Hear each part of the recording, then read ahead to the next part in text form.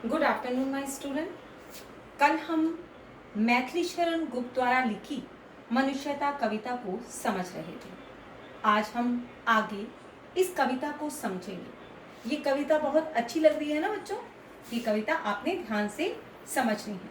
अब हम आगे कविता को समझते हैं। उसी उदार की कथा सरस्वती बखानती, उसी उदार से धरा कृतार्थ भाव मानती, उसी उदार की सदा सजीव कीर्ति गूंजती, तथा उसी उदार को समस्त सृष्टि पूजती। अब हम इसे समझते हैं। उसी उदार, उदार क्या होता है? परोपकारी लोग। कथा कहानी, सरस्वती माँ सरस्वती बखानती वर्णन करती है। उन परोपकारी लोगों का गान, उन परोपकारी लोगों का यश माँ सरस्वती अपने मुख से बखान करती है, अर्थात अपने मुख से कहती है। उन परोपकारी लोगों का यश माँ सरस्वती अपने मुख से बखान करती है।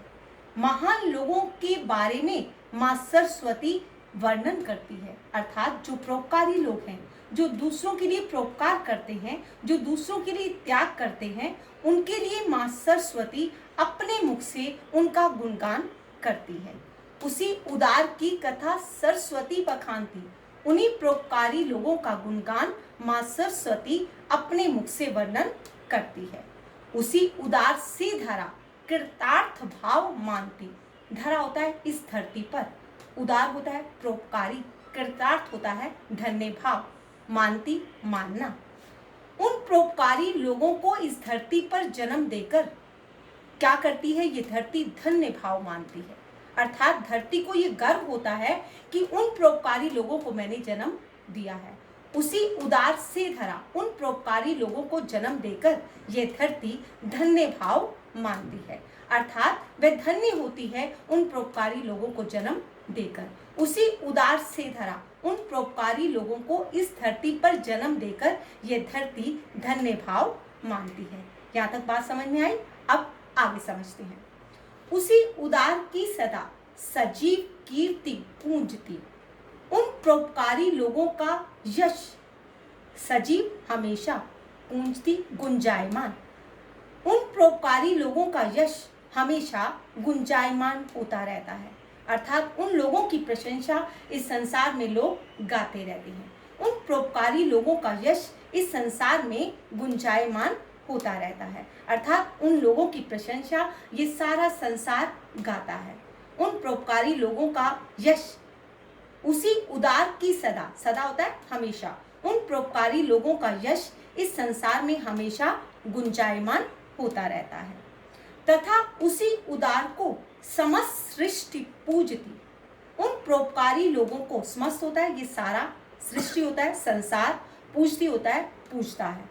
उन परोपकारी लोगों को ये सारा संसार पूजता है, अर्थात वे पूजा के योग्य हैं। वो परोपकारी लोग किसके योग्य हैं? पूजा के योग्य हैं। इसलिए ये पूरा संसार, समस्त सारा संसार उन परोपकारी लोगों को पूजता है।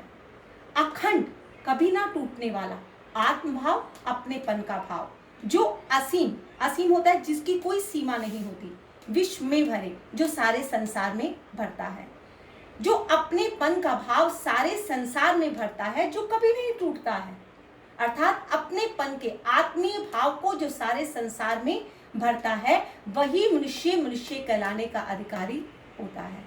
अर्थात कहने का अर्थ है बच्चे कि जो इस संसार में अपनेपन के भाव को भरता है, अर्थात अपने स्वार्थ से परे बात करता है, अर्थात अपने स्वार्थ को छोड़कर दूसरों के बारे में सोचता है, इसलिए कहा गया बच्चे अखंड आत्मभाव, अपनेपन का भाव जो कभी नहीं टूटता है, असीम, जिसकी कोई सीमा नहीं होती, विश्व में भरे, सारे संसार में भरता है, जो सारे संसार में अपनेपन, आत्मीय भाव को भरता है, जो कभी नहीं टूटता है, वही मनुष्य इस संसार में मनुष्य कहलाने का अधिकारी होता है।